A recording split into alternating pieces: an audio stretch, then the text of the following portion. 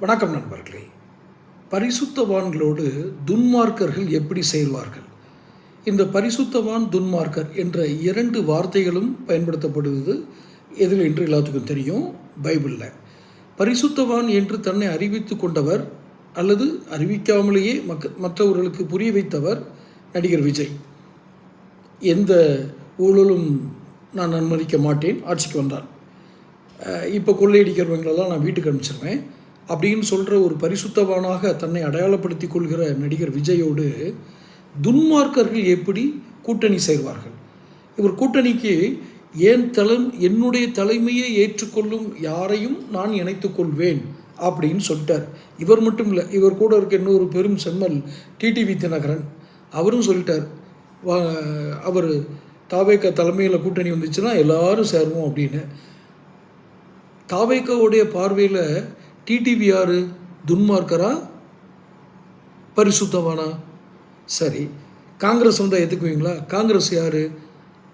பரிசுத்தவானா துன்மார்க்கரா? இருக்கட்டும். இந்த துன்மார்க்கர்கள் எப்படி ஒரு பரிசுத்தவானோடு போய் சேருவாங்க? இல்லை, ஒரு பரிசுத்தவான் எப்படி துன்மார்க்கரெல்லாம் ஏற்றுக்குவார்? சசிகலா யார்?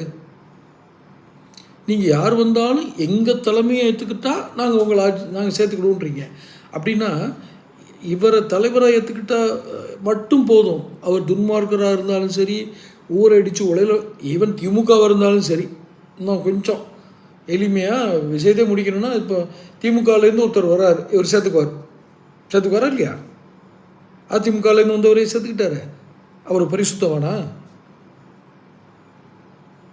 எந்த ஊழலுக்கும் துணை போகாத ஒரு பரிசுத்தமான ஆத்மா தான் நம்ம செங்கோட்டையன். இல்லை, அடுத்து வந்திருக்கார நாஞ்சில் சம்பத், அவர் எத்தனை நாளைக்கு இருப்பார்னே தெரியாது, அது வேறு விஷயம். அவருடைய குணத்திற்கு அவர் கடவுள் நம்பிக்கை உள்ளவர், கற்றறிந்தவர், பல புத்தகங்களை படித்து வாசிப்பு திறனோடு ஞானம் உள்ளவர், அதிலெல்லாம் எந்த மாறுபட்ட கருத்து இல்லை.